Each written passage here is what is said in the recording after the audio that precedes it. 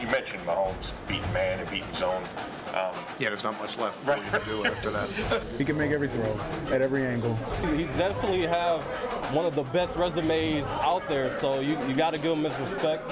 A win is a win, baby, so I'll take it. We all know what he loves to do. It's not a secret. We know they're the team to beat in the AFC. Did you know Kelsey's dating River School? I think I heard that. I didn't know I couldn't text at work. Probably a future Hall of Famer, I'd say. He's pretty much good at everything. Hope he has no success against us. I want to be here, and I'll be happy to play for Cleveland. We haven't done a good enough job of rushing the passer. No one's happy with how our season has turned out. No, I don't think we've all been on the same page. Perplexed and frustrating are good words for I have a long way to go before I shut anything down. That's a good question. I mean, I wish I could give you an answer. Doors open with Njoku then? Yes. I started here. I look to finish here.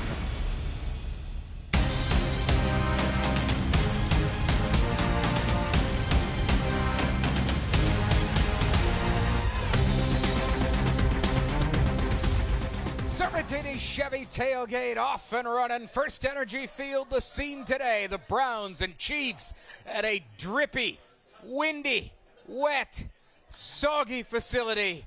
They say, well, weather can be an equalizer. We need this thing equalized here in Cleveland, don't we? Mark Schwab, Eric Metcalf, Josh Cribbs coming to you from the Aviator right next to the airport on Brook Park. Phenomenal place. They got a lot going on today. We'll get to that in a bit. But I want to start with these guys and the game. And guys, obviously the Chiefs are favored. Obviously everyone expects the Chiefs to win this game. The Chiefs have 12 wins this year. 10 are by one score. That makes you feel like the Browns should be in this. They're going to give them a chance. I mean, that's just how the Chiefs have been playing this year. They'll let the other team be in the game. The problem is, if they're in the game and Patrick Mahomes has the ball at the end, that's when they win. But it's one of those things. Would you rather have ugly wins or pretty losses? And the Chiefs have just been playing good enough football to win these games. And in the past, we've seen them play better up to this point. But now, they usually turn it on at this point. And so Absolutely. to be 12-1 without turning it on, they have to be happy. And let's look at this game. You're playing a Cleveland Browns team who have to play their best to match up with the Chiefs and have a chance for it to be close, right? They have to be on their P's and Q's, dot the I's, cross the T's. We're talking about no penalties. We're talking about no self-inflicted negatives, no interceptions. You can't turn the ball over against a Chiefs team and expect them not to go down the field and capitalize on it. So you're asking for the Browns to be at their best in this late in the year when they should be. Like the Chiefs, they play good generally down the stretch of the season. So we're asking them, if they do everything right, if they play like we know them to be, like we know them to play, how they are capable of, then this game will be close and we see like they will have a good opportunity. But do we believe outside of the locker room? In the locker room, we know those guys believe, but do we believe as a fan base and as commentators that this Browns team will make it close against a very good Chiefs team? Then there's the X factor in here. You got to play the refs. That's real. I'm serious. It's like 2, 3, 4 wins just been put on a platter for them. Well, the refs did their job already. They're 12 in. If there was a job to do, they're there. See, yeah. They're there. This is a trap game. So if you have to play the refs and you're playing the 12-1 Chiefs, you cannot make mistakes, as Josh said. No, they'll create them for you. But you still can't turn the ball over. Yeah. You still have to make field goals when you have the opportunity. You have to do all those things. You can't give up big plays if you think the refs are really helping this team. And we're not talking about tic-tac penalties where they show the replay and you're like, oh, that wasn't holding. Right. Things like that when it's effort-based. Yeah. We're talking about simply jumping off sides or, on both sides of the ball, guys not running the right routes, dropping the ball. And we know it's going to be a little wet out there on the field. But things like that hurt you. Like Matt said, missing field goals. Things like that. We are expected to play like NFL players, and that just means doing your job. If you are paid to kick the ball, make the ball. If you're paid to block. These are simple things that I know irk Kevin Stefanski when it comes down to it, and you can see him making his facial expressions when things don't turn out like they should on the field, yeah. and we don't need that against a very good Chiefs team. Yep. All right, we are just getting started. If you think I'm nuts about the refs, go watch them tackle Kyle Pitts in the end zone and just swallow the whistle on pass interference. They don't care when the Chiefs do stuff. They don't care.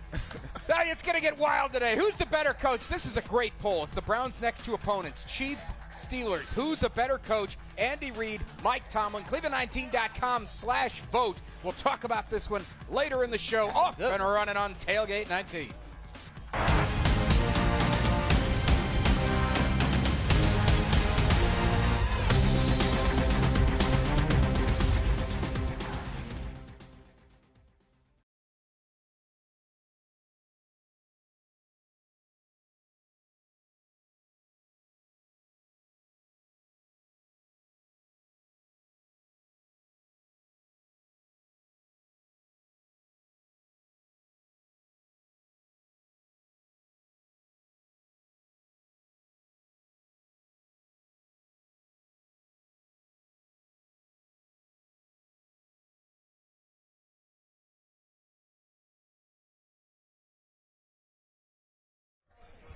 Merry Christmas to you, too. Y'all gonna sit down and eat or something like that? All right, Chris, we have Santa also locked and loaded. So we'll do Kareem Hunt to knock out bench strength, and then we will bring in the big guy.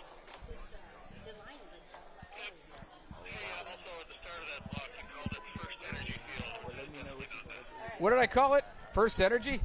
Huntington Bank. Even when I wrote it down, I got it wrong. I hate that building.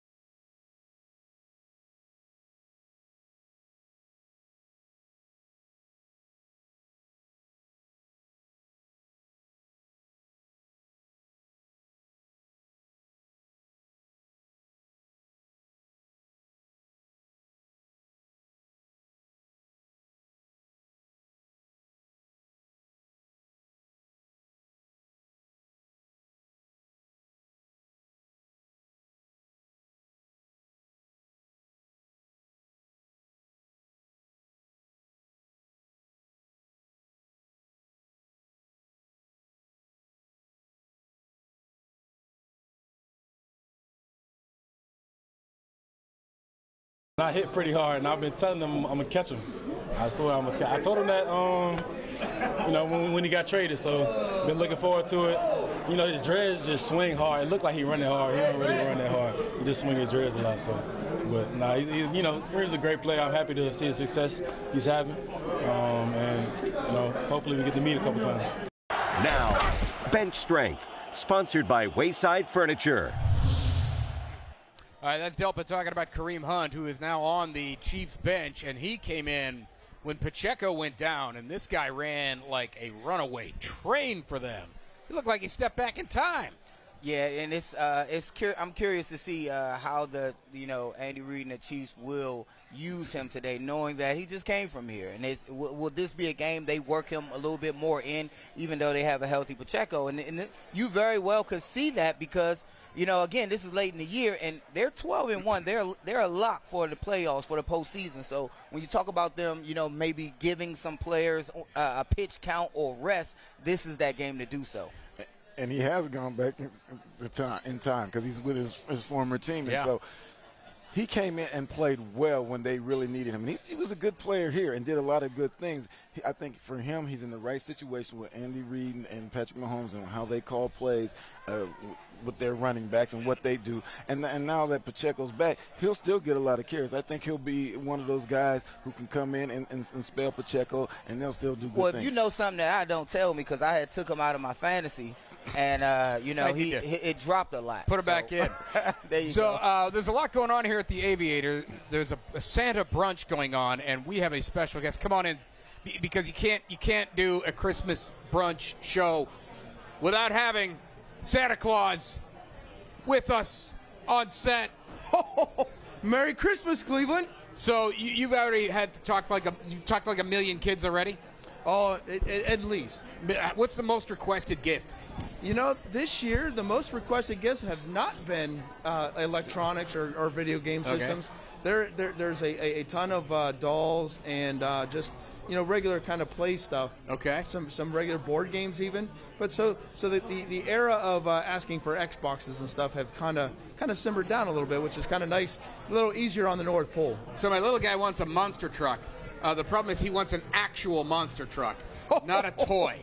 So I don't know how that works, but that's the request from the Schwab house. Well, it'll be awful hard to get it into the sleigh, but we could do our best. All right.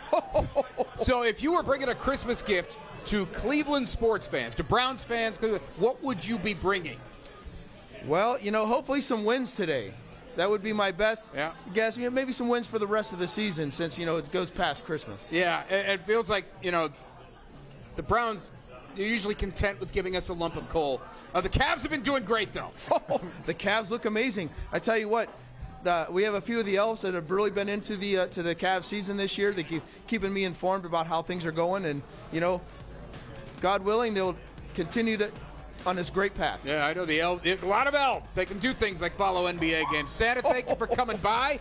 I like the magic key. He's got a big key on the belt. I said, "What's the key for?" He said, "Not every house has a chimney." That explains it. Merry Christmas, everyone. Merry Christmas, St. Nick. He's a busy guy. He's got a lot of houses to build for, to get ready for, kids to say hi to, all that stuff. We got to go to break. Santa's stepping aside. Huntington Bank Field. That's the name, Matt. It's Huntington Bank Field. I wrote it down. Got it right. Cleveland19.com/vote for that poll. Get after it. We'll talk about it in a bit. Stick around.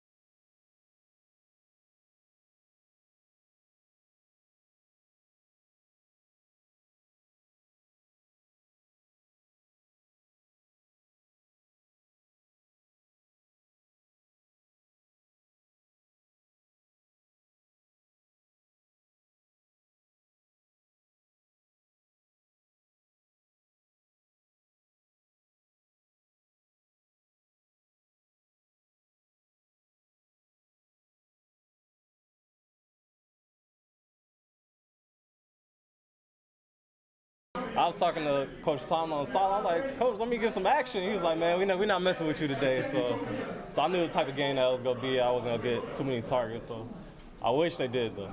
Is that the ultimate sign of respect, though? Yeah, it was definitely a great sign of respect, but I enjoy making plays on the ball and competing. I mean, I was out there competing still, but being able to try to affect the game in a better way and make plays.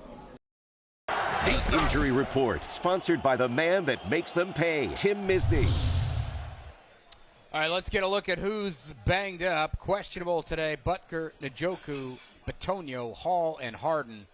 Still waiting on some of these. I figured we'd get some news on Bitonio. At least we haven't yet. Hollywood Brown, Newsome, Tillman ruled out. DJ Humphries is doubtful for the Chiefs. I would think let's start with Bitonio. He has the second most starts behind Joe Thomas for any Brown since '99. That makes sense if you stop and think about it, but if you just ask somebody that, I don't know if they'd come up with Bitonio.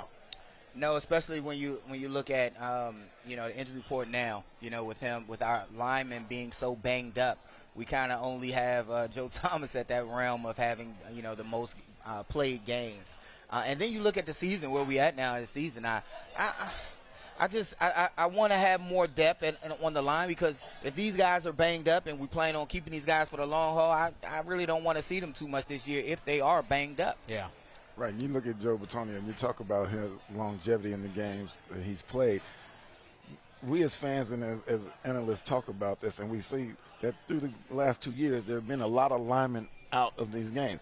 But it hasn't been him for the most part. Linemen have been shuffling in and out throughout the past 2 years, but it hasn't been him. And so you got to respect what he's been able to do, and hopefully he can play. All right, we have a special guest joining us. We already had Santa. We got another with Ashley Holder. Let's go there. Through all the adversity that he's inherited with this team, has Winston technically proved that he is a starter in this league? You do not want to bring Jameis Winston back to be the starter. No, listen, it's so fun. It's such an enjoyable experience with the quotes and with the gunslinger play and everything like that, but it's a roller coaster with Jameis. It's not quite. It's more like a local carnival ride where there's some guy who's smoking a cigarette running it. You're not sure it's totally safe, and you actually feel a little bit dangerous and thrilled at the same time. That's a great viewing experience, and it's great playing out the string at the end of a poor season, but not as the franchise quarterback. I love Jameis, but I can't suggest it. Now, staying with the offense, Nick Chubb, he's coming back from 2 grueling knee injuries in the same knee. He's in his final year with the Browns. He'll be a free agent next season. Do the Browns spend top dollar to keep Nick Chubb and bring him back? This conversation actually is so negative. I usually like to bring cheer and positivity. And if we're talking Browns football right now in December, I got to tell you the truth. I can't tell you that you got to go to Nick Chubb and pay him a big deal to bring him back. I would love to. Nick Chubb is one of my favorite players, not running backs, favorite players in the league. I love everything he stands for. And he is the definition of toughness, and he's loved in the dog pound. But at some point, you have to run a business here. And if we're talking about paying top dollar for Nick Chubb and bringing in Jameis Winston to be the franchise quarterback, we're off the rails. I can't say we can do it. What do the Browns do with Deshaun Watson next year?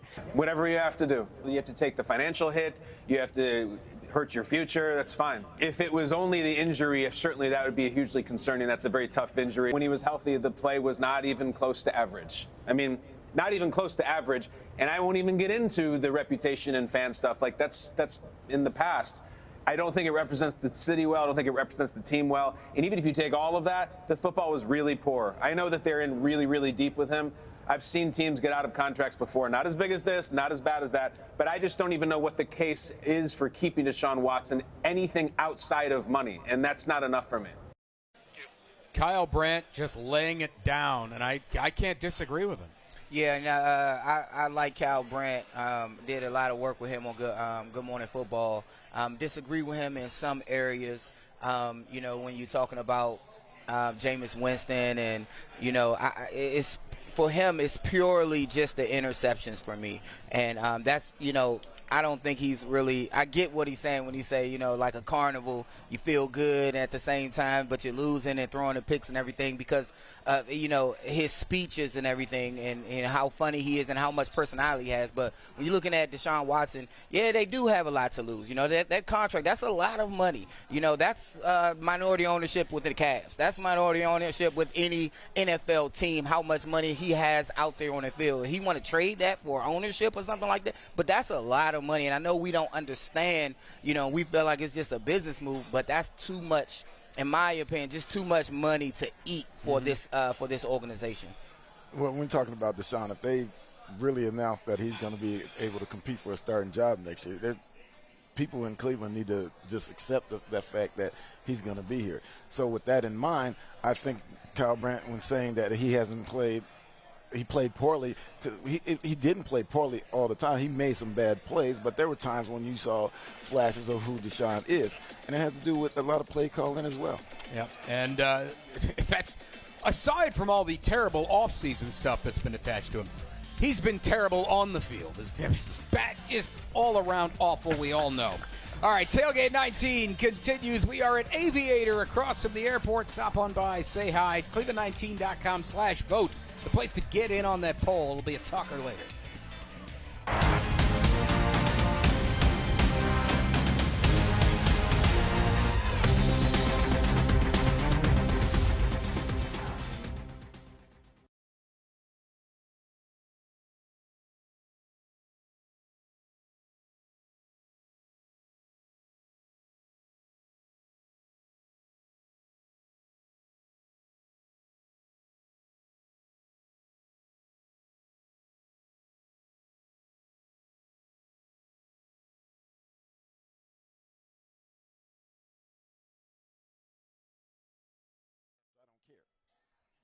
Yeah, the way they edited it. The way they edited it. Yeah. It looks different. The clips. It looks different because it looks like he can throw for this, but he can't. Yeah. Yeah, like just do it because I need, you know, it's out of context. It's crazy. Yeah. I saw that. Changed. I was like, why would they? Right. But it's the narrative. It's what people want to see. You know, people like to be reinforced, too. We want to throw for 500 yards and lose. That's what we want to do. We want to throw for 500. They're going to throw for 500 yards and lose anyway, so you might as well throw for the 500. You know what? Why? I don't. He said, I don't know. Because you know what? If you're going to lose anyway.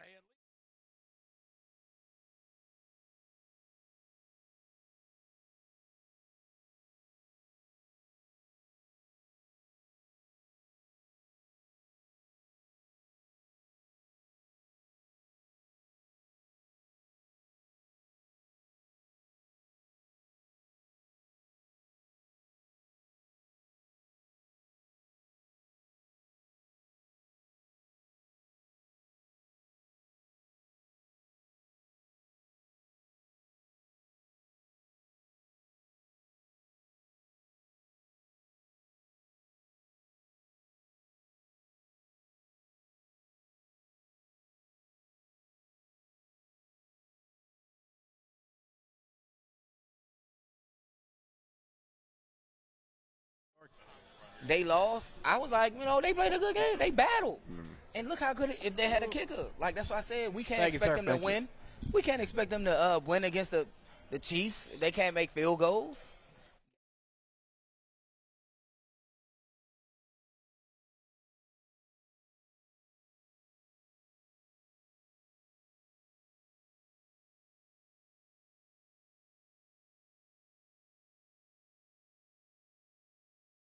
It's a brutal schedule for the Chiefs right now, just volume alone. I mean, 3 games in 11 days. So how do they handle that workload and manage that? Yeah, that's been the storyline we've been really talking about all week. Patrick Mahomes was frank at the podium and said, you never want to play that many games in this short of time. Unfortunately, that's the reality that they're facing. They've circled this stretch from when the schedules came out months and months ago. So you've heard them say things that we expected, like really monitoring their training, their treatment, their rehab, getting as much rest as possible. But the fact is, you just have to go out there and perform week after week. You got the Browns on Sunday, flip it around to a home game against the Texans, and then you have the Steelers on Christmas. And last year, the Raiders served as the Grinch in stealing Kansas City's Christmas, so that one is personal for this team. Now the Pigskin Poll, sponsored by Hyundai. 3 games in 11 days. All right, fine. So it is what it is. Here's our Hyundai Pigskin poll. We do this every week. We pick a poll. We put it on the news. I ask you to go to the website and vote. I've been looking forward to asking you guys this one all week. Who are you most excited to see? Patrick Mahomes, Travis Kelce, or Taylor Swift? I mean, she doesn't play, but she's a part of this thing now. If you were a fan, let's ask that way. I'm not even going to. Where will you go with that? I'm telling you what is going to happen. I got my lawyer's daughter's tickets because they want to see Taylor Swift at the game. They're here in Cleveland. They want to see. They're like, oh, the Kansas City game. I'm like, oh, here you go. Here we go. Here you go. Dress warm. But that's the excitement of the NFL, and that's the entertainment aspect. Again, that that relationship brings to the NFL. That's why it was, in my opinion, put together. Hey, look, don't let Josh fool you. That was his way of saying he wants to see Taylor Swift. So put it down. That's what Hey, that was his way. If What? me as a fan, it would definitely be Patrick Mahomes. I like seeing greatness, and to see him on the field and the things that he's able to do with that offense, we'll probably never see again. So I'd definitely pick him. You're not going to see greatness today. This is going to be the most vanilla offense that Andy Reid has to call today, because he's just going to allow them to just go out there and say, you know what, the Browns will give it to you eventually, just like last week. I don't mean him going out there and being like 450 yards. I mean just the fact that he's on the field doing him. Like you could have, we mentioned DJ Humphries is doubtful. If he doesn't play, then it's Miles on some guy. And then you might end up in a situation where Mahomes is running for his life and doing some crazy I would say thing. Kelce then, as the most, guy, Cleveland guy. Reps Cleveland Heights proudly, his whole family. Every chance they get, instead of saying they're college, they say Cleveland Heights. So I would say Travis Kelce. So here's the results, and they should surprise nobody. I'm going to be surprised. Who won this thing? No, you're not. Can we pop them up? I thought we had them. No, you're not. There we are. Hey, I thought it was going to be like much bigger than this, but Taylor Swift wins at 58-30. Okay, I'm not surprised. 12. So we know the Cleveland Heights population represents 12% of the voters in this poll. But yeah, I'm not surprised that she won. I'm actually surprised the gap is that that small. All right, guys, let's go to one of our favorite segments of the show, Blind Resumes. Producer Chris takes two sets of numbers, puts them next to each other. You got to pick a guy. These are tight ends over the last 4 games. Targets, catches, receivers, receiving yards, tutties, and average. I'm going with the Tuds. You're going with the tutties. I'm going with the Tutties. 4 touchdowns compared to none. 16 catches. Matt, who you like here? I'm going with tight end 1. All right, tight end 1 and tight end 1. Sure. Can we have the big reveal, please? Noah Gray. Get out of here. The backup to Travis Kelce.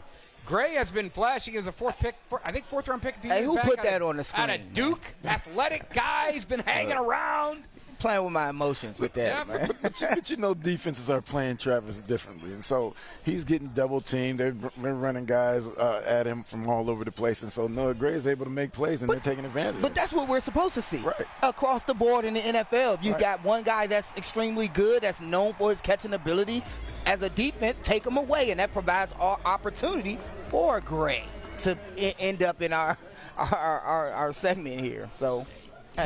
They've wondered, is Gray the heir apparent? We'll see. They took him a couple of years ago. He's just kind of marinated in the offense. Right. You know what I mean? We'll see, because Kelce can't play forever. But, I mean, you look at that's to say he's a Hall of Famer is, ridiculous. There he is, Dwayne Bowe. You might remember Dwayne Bowe. Dwayne Bowe actually caught some passes in Kansas City before coming here. I just called him Dwayne No. Is he going to play? No. Tailgate continues right after this.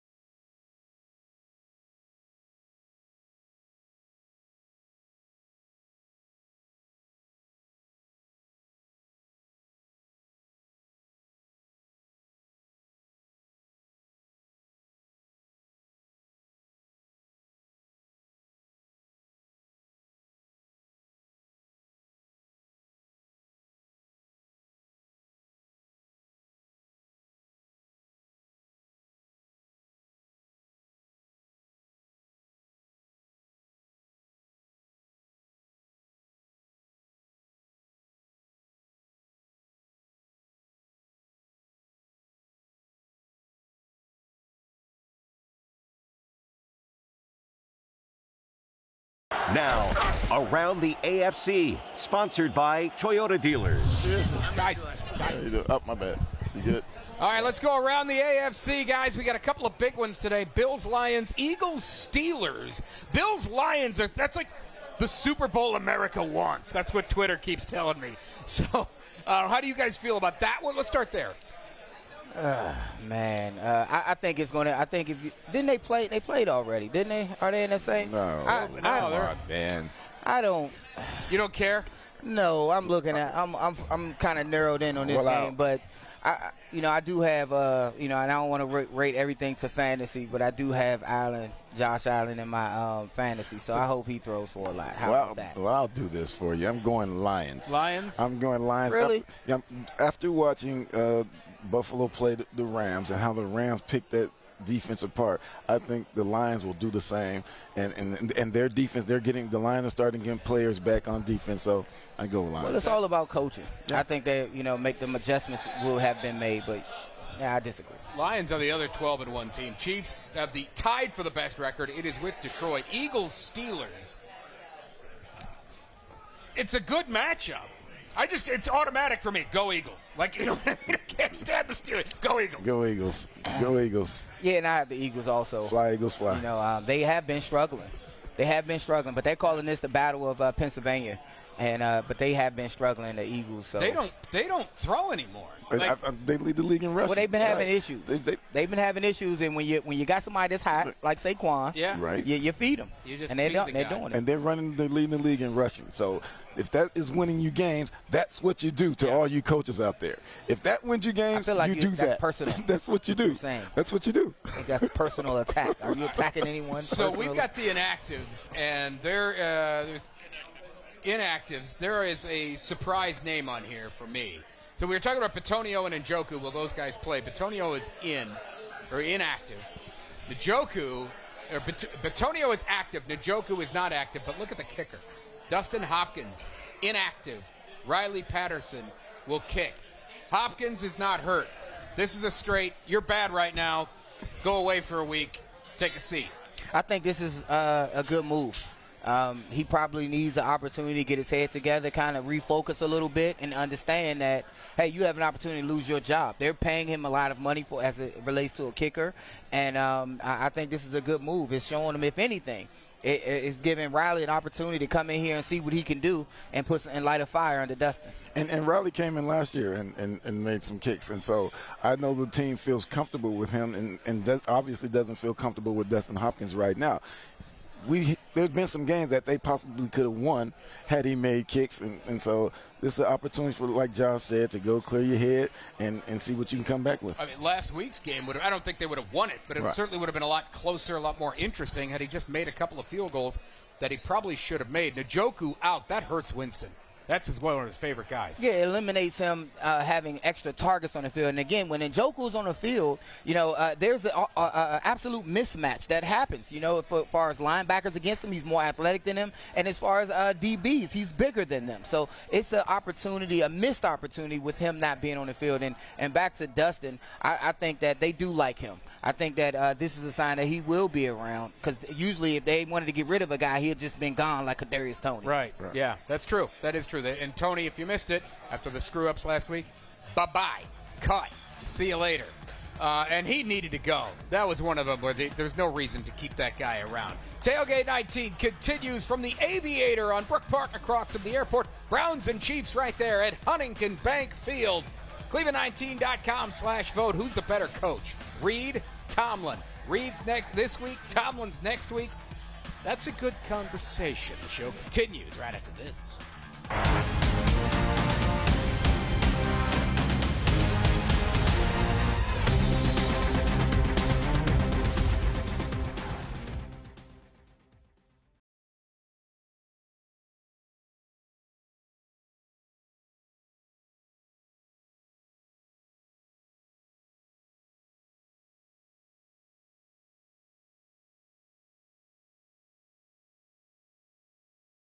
And then Troy Vincent wants to get rid of the low block, saying, all blocks have to be above the knee and below the neck. How possible is that? That's what we'll go there.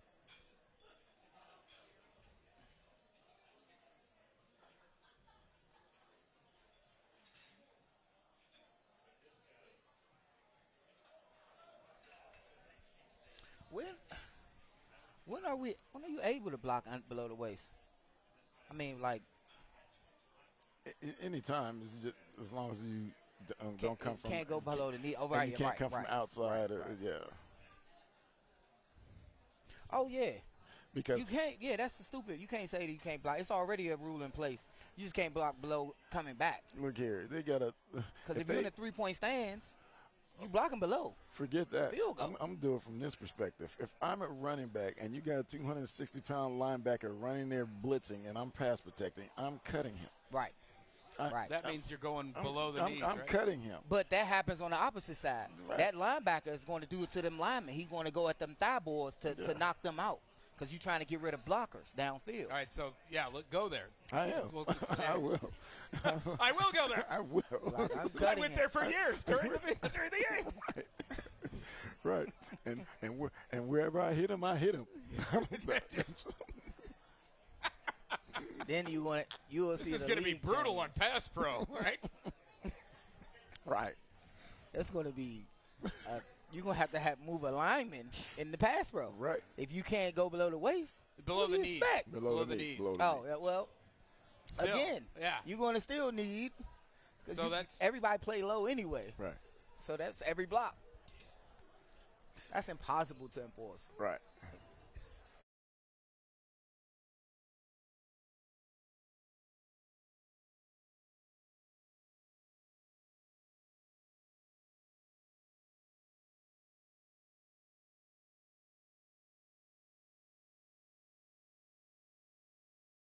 For him to do that, that's some circus to me, in my opinion. Like, it's probably gonna get cut soon, so it is what it is with that. One person making like Mooney said, a selfish decision, and I'm with Mooney on that. And I've never been around anybody that's ever done that, and I hope I'm never around anybody that does that again. Now the Quick Picks, sponsored by Kia.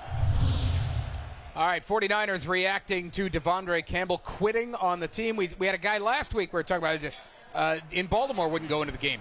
This guy in San Francisco, what is going on? I just don't understand. I don't want to speak directly about that. I don't understand about any athlete at this level, walking off on your job at this level in the NFL, the best of the best, where it's a 0.3% chance to make it here from high school. You just don't. You don't see that as a lot, in a lot of games. The one other person to do it that I know, we all know, is Antonio Brown. Walking off in the middle of the game, in historic fashion.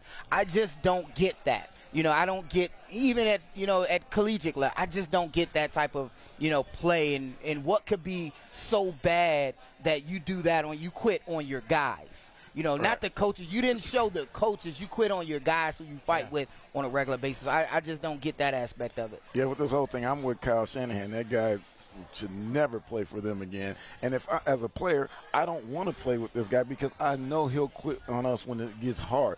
They're not having the season that everybody thought they would, and that's what makes it even worse. If they were winning and he walked off the field, it's not acceptable, but you can say, okay, we don't need him anyway. But he quit when they're getting beat in a bad season, so it looks just bad for everybody. Also, I don't want to overgeneralize and say, he'll always do it.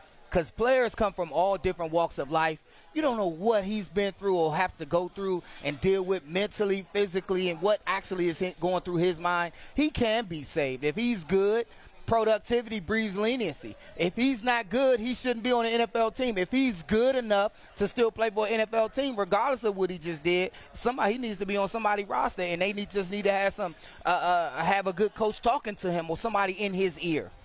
Player safety always on the mind as we shift gears here, but Troy Vincent, longtime player, now an NFL top dog, and he is the EVP. He wants to basically eliminate the low block. He wants all blocking to be above the knee and below the neck. You two weren't the largest individuals on the football field. You still had to stop people. How do you feel about that? In fact, I was one of the smallest people on the football field and playing running back and forced to pass protect. With that in mind, if a 260-pound linebacker is blitzing and I'm supposed to protect, I'm going to cut him. And wherever he gets hit because I have to do my job. I'm not going to sit here and let this guy steamroll me. Exactly. That's And not then gonna tackle the happen. quarterback. Right. And then sack the quarterback or hurt the quarterback. Right. This will change the rules of how we know football as we know it. You know, and Metcalf just kind of outlined it. You're going to have a lineman back there. And the cut block allows, guys who are running at you that are bigger than you to overthink and to, think twice about having to run through a guy like Eric Metcalf because he's going to cut you and you're going to go flying. I did the same thing to James Harrison when, blocking him, on punt coverage. And, these blocks are in the front and they see it coming. They just get caught off guard. And it's not an intent to hurt or to injure. The cut block is, ruled out. We can't do it as a point coming back down to the quarterback. To the defender. But just doing away with it altogether, that'll change football as we know it. It's just the next thing they want to change. You can always say there's something we need to get rid of, and eventually you're just going to get rid of football. And sometimes I feel like football is on a warpath to get rid of football. Huntington Bank Field, Browns and Chiefs today at 1. Andy Reid losing ground to Mike Tomlin in our poll of the day. Cleveland19.com/vote to get in on that. Back in a flash of the tailgate.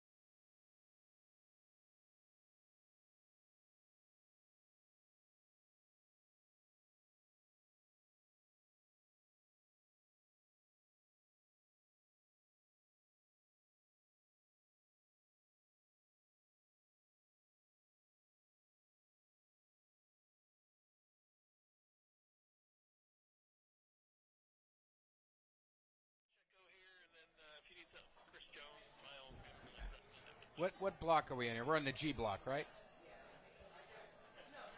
All right, so we're going to talk Pacheco. And what was the other thing, Chris?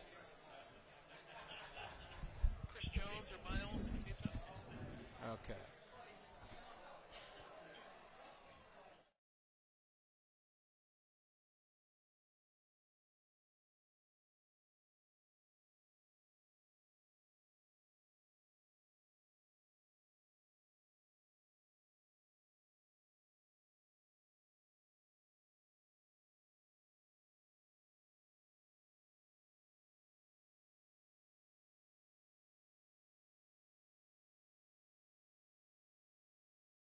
I had a chance to get to meet him, play with him, which I'm blessed.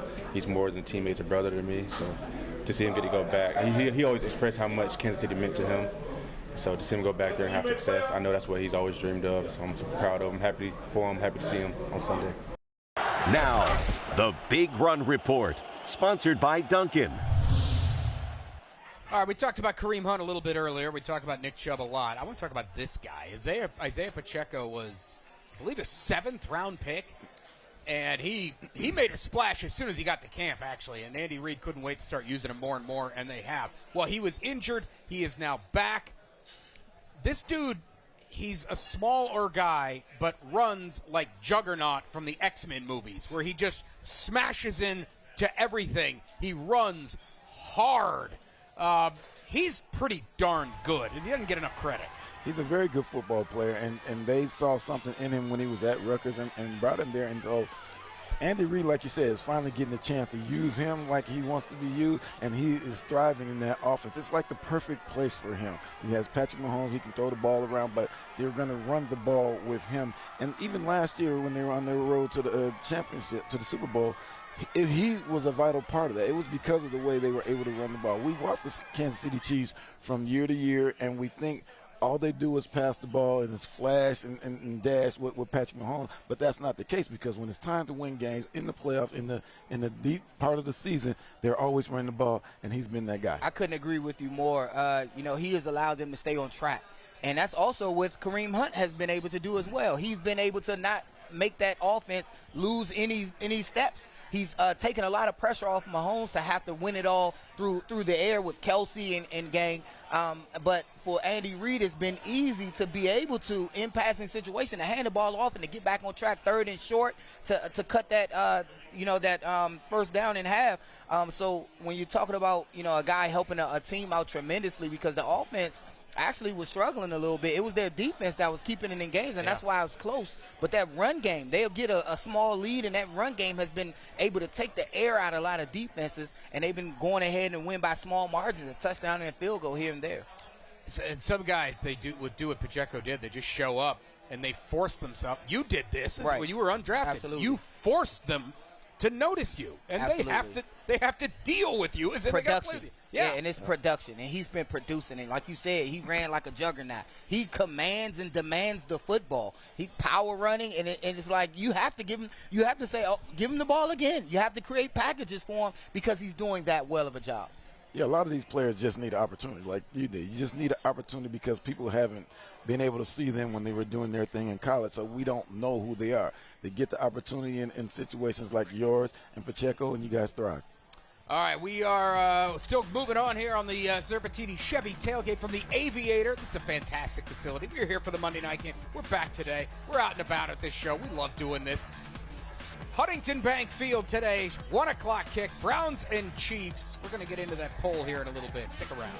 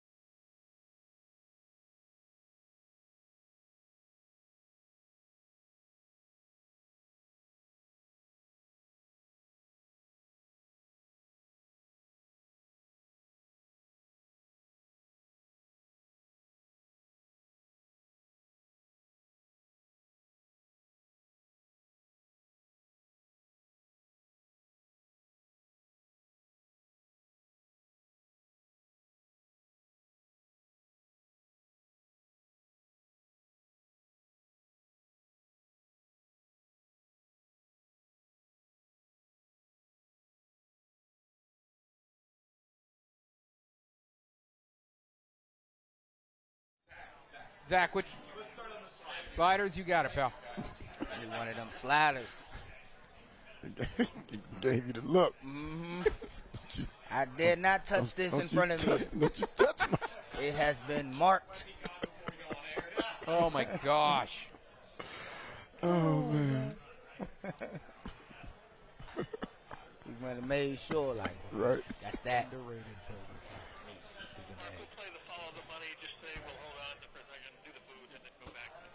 You got it. We're gonna do food, and our follow the money segment is OBJ. What have you guys thought of his career? It seems like it was start.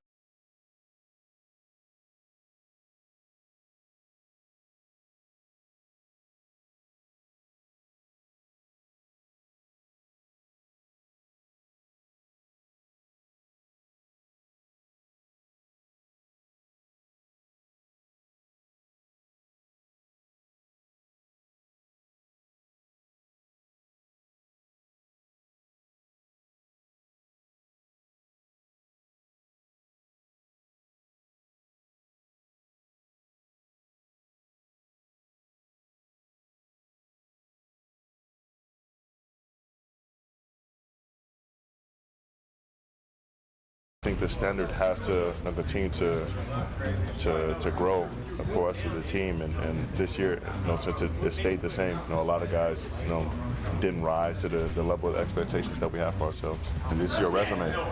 Everyone's going to be looking at this, from your family to this team to everyone across the NFL. There's no guarantee that you'll be here for your entire career. When you break down all the film, and you look at how often we beat ourselves, put ourselves in a bad position, that's what bad teams do.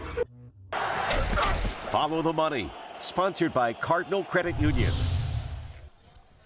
All right, we'll follow the money in just a minute. First, we got to walk you through some fantastic-looking chow here at the Aviator. It's part of their tailgate brunch menu, the sideline sliders. It's basically burger, cheese, egg, and a little chipotle sauce. I will die on this hill. The most underrated burger topping is an egg. Yes, it is. And I call dibs on that one, by the way. There's three. We can divvy that up. Okay, that sounds good. That sounds good. Shrimp and grits. I mean, you got shrimp, you got grits. They got chorizo in there. I mean, this is just like Classic. 3 home runs in a row. That is fantastic. And then we've got the halftime hash all the way down at the end. One of our photogs walked up to this plate, looked Josh in the eye, and basically backed him down. Yeah, it was a brawl. That has been claimed. It almost happened. And that's why Josh said he wants to slide. Yeah, that's why. I changed my pick. Braised beef, potatoes. They got an egg on there, barbecue sauce, some other good stuff. When the guy looks at you like that, just over the food that's looking good, knocks it out of the park. I looked at somebody like that before over some food. I know that look. You know that look. Mm-hmm. Oh, my goodness. All right, so let's follow the money here. We're going to talk about OBJ. OBJ has made $99 million in his career. We're going this because he just decided to part ways with Miami. He hasn't been good in a long time. How do you view his career? You generally, guys want to stay with a team. You want to build and progress and get paid from that team and get your worth from that one team, generally. It seems like now guys are getting so big, in 1 or 2 seasons, and they want such big paydays, and it become personalities. Not saying that that's a bad thing, but they become bigger than the team, and that that kind of has been plaguing him, because no matter where he goes, the coaching staff have to be prepared to have a guy like Odell and be able to pay him and deal with what can come from, having such a personality on that team. And it can, great coaches, it can make you, and other coaches with smaller teams that aren't as good, it could break you. But he's a wonderful talent. He has a lot of talent No and question. ability when he's on the field and when he's healthy. He was doing big things with the Giants, and then, of course, that went bad. He came here injury. Plagued by injury, and then the injury started. Well, he did some good things for Ravens as well. He did a lot. He was doing a lot of good things, but these injuries keep ramping up on him. And look, he was probably going to be Super Bowl MVP when he was in L.A. Had he not got injured in that game. Absolutely. And so, I think our expectations, because what he did at the Giants was pretty high for him. High for him, high, and so now we don't think as much of it. All right, so we've been running this poll the whole show. Who is a better coach, Andy Reid or Mike Tomlin? The Browns have Tomlin next week. It's 54-46. Reid kind of did what Tomlin did, as far as always pretty good, usually out early in the playoffs, before Mahomes got there. I don't know where to go with this one. I would just go with Super Bowls. It's trending. It is trending that Mike Tomlin will have the better career. He's been with the same team for a lot of years, since 2007. Always make these playoff appearances. No losing season. Andy Reid had a bunch. But where Andy Reid picks up a little bit is he have 3 Super Bowl titles. And that kind of trumps, sometimes any type of season when you have 3 Super Bowls. That's doing what you set out to do, winning it all 3 times. To Mike Tomlin's 1. So when you rate those things, it's kind of like a wash, because Andy Reid has more years in the game than Mike Tomlin. What makes this hard for me is, what do you want from your team, right? If you have a group of young guys who don't really know where they are in this NFL, then I want a Mike Tomlin, because he seems to be able to rally a team that's not very good together and always come up with wins. Get them to play at a high level. If we're talking about, I have a Patrick Mahomes, I have a Josh Allen, we run this offense, then I want Andy Reid, because he is the play caller that can spread this thing out and get it so wide I open. would say, to your description, I would say Mike Tomlin, as far as a better coach. because Andy Reid requires talent already. He requires the quarterback, the guys already. I guess Granted, and that's why he yes. left Philadelphia when they didn't have any guys. So now him having a guy and having success. We've just put up the fits today. All whites. What you got? We only got about a minute left. You like that look? I like all white. I White love helmet it. and everything. I love it. I went to Texas. I'm used to it. That's the white out. That's the white out. like it. You know that I like. I like those uniforms. Well, I hope it's not a whiteout as far as it could be, and we're not getting snow, Cleveland. but it's a lot of rain and muck and gross, and it is Cleveland. Yeah. You need the weather. It is what it is, and it can be an equalizer. We'll see what it does. If it slows down the Chiefs, that would be great. We've got a fifth quarter today, 4 o'clock or whenever the game ends, on CW 43 post game for the Browns and the Chiefs. Met and Cribbs will rejoin me, where it would be dynamic to talk about a Browns win. Would love it. But I'm not going to hold my breath. But, there's a reason they play the games. There's any given Sunday. You never know what happens. Maybe Jameis goes out, throws for those 450 yards, and doesn't throw the interception.